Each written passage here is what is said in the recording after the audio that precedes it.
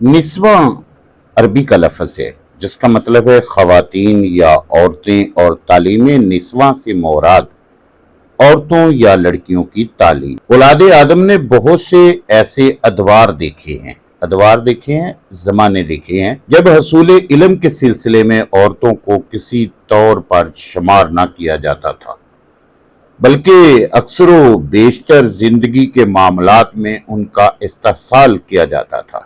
استحصال کرنا، نقصان کرنا، ناجائز فائدہ لینا۔ پہلے شاید ہی کوئی اس حقیقت سے آشنا ہو۔ بقول علامہ اقبال، وجود زن سے ہے تصویر کائنات میں رنگ، اسی کے ساتھ سے ہے زندگی کا سوز دروں۔ اس شعر کا مطلب کچھ اس طرح سے ہے سادہ سا کہ زندگی کا جو مزہ ہے وہ عورت کے دم سے ہے، اور یہ جتنی بھی دنیا میں خوبصورتی ہے وہ عورتوں کی وجہ سے ہے۔ عورت اور مرد انسانی گاڑی کے دو پہیے ہیں۔ اگر دونوں میں برابری اور یکسانیت نہ ہو تو زندگی کی گاڑی نہیں چل سکتی۔ زندگی کی گاڑی چلانے کے لیے دونوں میں برابری اور یکسانیت ہونا لازمی ہے۔ اگر علم حاصل کرنا مرد کا فرض ہے تو علم حاصل کرنا عورت کا بھی فرض ہے۔ اگر علم مرد کی عقل کو روشن کرتا ہے تو عورت کی عقل کو بھی علم سے جلا ملتی ہے، طاقت ملتی ہے۔ معاشرتی ترقی کے لیے مردوں کے ساتھ ساتھ عورتوں کی تعلیم بھی لازمی ہے۔ اسلام نے فیصلہ کر دیا ہے کہ علم حاصل کرنا عورت اور مرد دونوں پر فرض ہے۔ حضور اکرم صلی اللہ علیہ وآلہ وصحبہ وسلم نے علم کی اہمیت بیان کرتے ہوئے فرمایا، جو شخص علم حاصل کرنے کی کوشش میں فوت ہو جائے وہ شہید ہے۔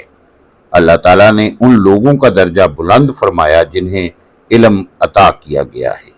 حضور اکرم صلی اللہ علیہ وآلہ وسلم نے عابد کے مقابلے میں عالم کا درجہ 70 گنا بلند فرمایا۔ اس شخص کا ایمان ناقص ہے، کمزور ہے، جو کسی دوسرے کی عزت مال و دولت کی وجہ سے کرتا ہے، نہ کہ علم کی وجہ سے۔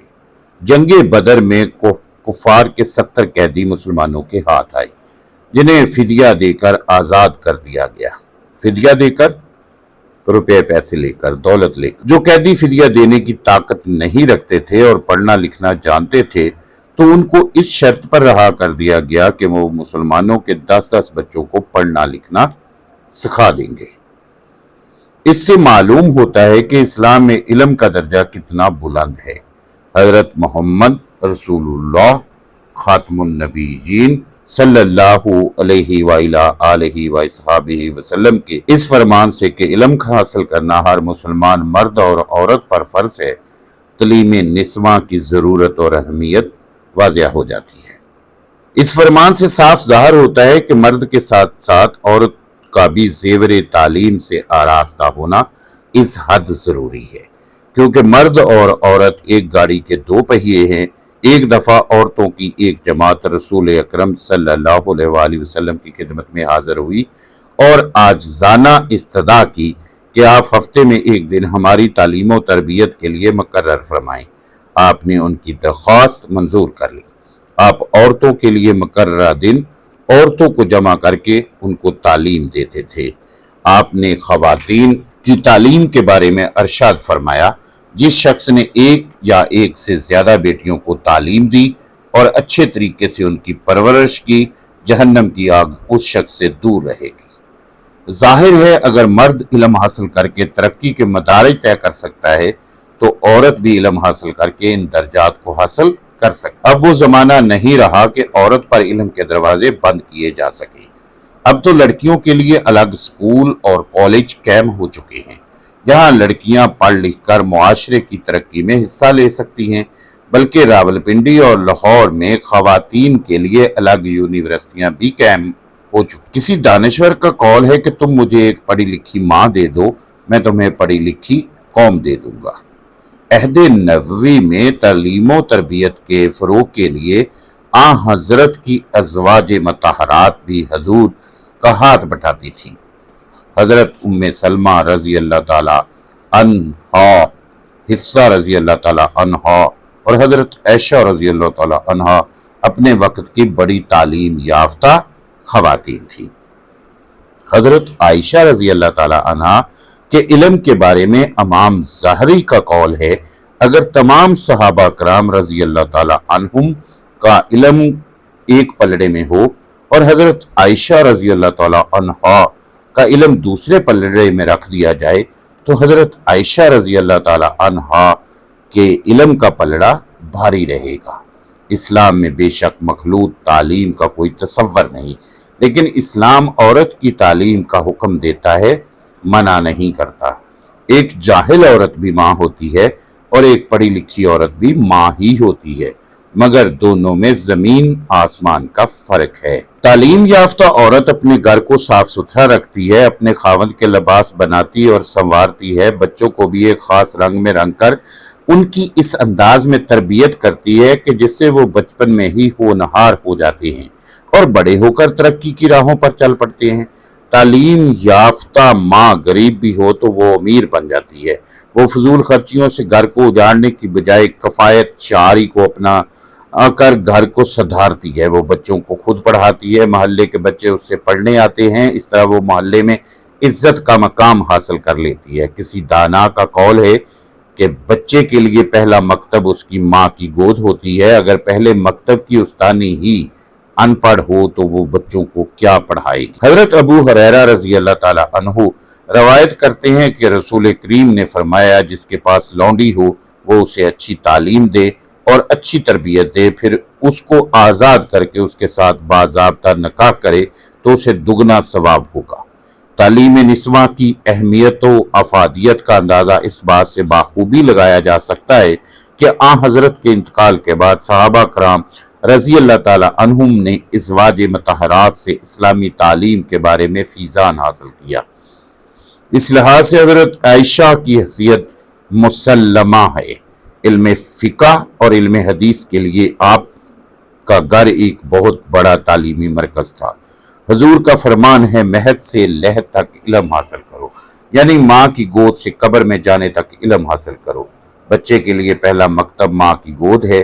انسان پہلا سبق ماں کی گود ہی سے حاصل کرنا شروع کرتا ہے۔ انسان ماں کی گود سے جو کچھ سیکھتا ہے وہ ساری عمر نہیں سیکھ سکتا۔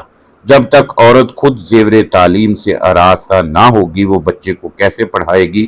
ایک مرد کی تعلیم جبکہ ایک عورت کی تعلیم ایک خاندان کی تعلیم ہے۔ سر سید احمد خان نے ایک بار کہا تھا کہ میں آج جو کچھ بھی ہوں اپنی ماں کی وجہ سے ہوں۔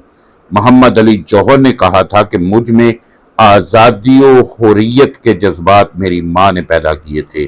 ماں بچے کی فکری پرورش میں اہم کردار ادا کرتی ہے۔ علامہ اقبال نے ماں کے بارے میں ایک نظم بھی لکھی تھی۔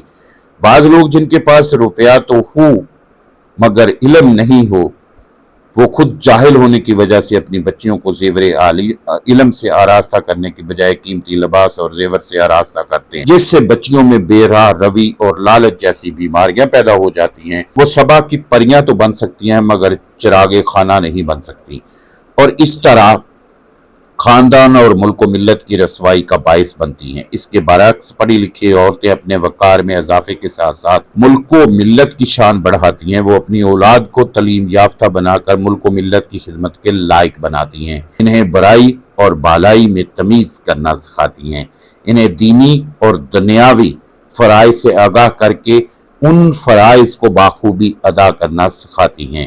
بعض لوگوں کا خیال ہے کہ تعلیم یافتہ عورتیں حیا سے بے بہرہ ہو گئی ہیں، جس سے ہماری مذہبی اور اخلاقی اقدار روبہ زوال نظر آتی ہیں۔ روبہ زوال یعنی کہ دن بدن کمزور ہوتی جا رہی ہیں۔ گھر کا چراغ بننے کے بجائے اکثر و بیشتر تعلیم یافتہ خواتین شمع محفل بن رہی ہیں۔ ان کے جواب میں عرض ہے کہ تعلیم کا غلط رجحان ان لڑکیوں کو ان کی مذہبی، معاشرتی اور اخلاقی اقدار سے بیگانہ کر دیتا ہے، جس کے سبب گھریلو زندگی کا توازن بگڑ جاتا ہے۔ عورت کو ایسی تعلیم دی جائے جس سے وہ صبا کی پری بننے کی بجائے اچھی خاتون خانہ بن سکے۔ عورت اس طرح تعلیم حاصل کرے کہ وہ خاندان کی عزت کا خیال رکھے، باپردہ اور باشعور ہو اور آزاد خیال نہ ہو۔ اسے پہلے اسلامی تعلیم دی جائے کہ وہ اپنے دینی فرائض سے آگاہ ہو سکے، اس کے بعد اسے دنیا کی ایسی تعلیم دی جائے جو اس کے علم اور وقار میں اضافہ کر سکے۔ وہ قوم ترقی نہیں کر سکتی جس قوم کی خواتین پڑھی لکھی نہ ہوں اور مردوں کے شانہ بشانہ کام نہ کریں۔ آج کل ملک کو مضبوط بنانے کے لیے مختلف شعبوں میں عورتوں کی سخت ضرورت ہے، چاہے درس و تدریس کا میدان ہو یا ڈاکٹری کا شعبہ، انجینئرنگ ہو یا بینکنگ، عورتوں کی اشد ضرورت ہے۔ دیہاتی خواتین کی ترقی کے لیے پڑھی لکھی عورتوں کی سخت ضرورت ہے۔ خاندانی منصوبہ بندی میں عورتوں کی خدمات قابل قدر ہیں۔ اب تو عورتیں قانون کی تعلیم حاصل کر کے بطور وکیل اور جج کام کر رہی ہیں۔ المختصر، معاشرے، خاندان اور ملک کو ترقی کی راہ پر گامزن کرنے کے لیے مرد اور عورت دونوں کا تعلیم یافتہ ہونا ضروری ہے۔ اب وہ زمانہ نہیں رہا کہ عورت کے لیے علم کے دروازے بند کیے جا سکے۔ آج جو لڑکیاں پڑھ لکھ کر تعلیم یافتہ کہلائیں گی، وہی ملک و ملت کی شان بڑھائیں گی، ملک کا نام اونچا اور روشن کریں گی۔ حال ہی نے ایسی ہنرمند، باسلیقہ اور تعلیم یافتہ خواتین کے بارے میں فرمایا، اے ماؤں، بہنوں، بیٹیوں، دنیا کی زینت تم سے ہے، ملکوں کی بستی ہو تم، قوموں کی عزت تم سے ہے، قوت بازو میں تیری راز سعادت، تو ڈھونڈتا ہے اسے بالے ہما میں۔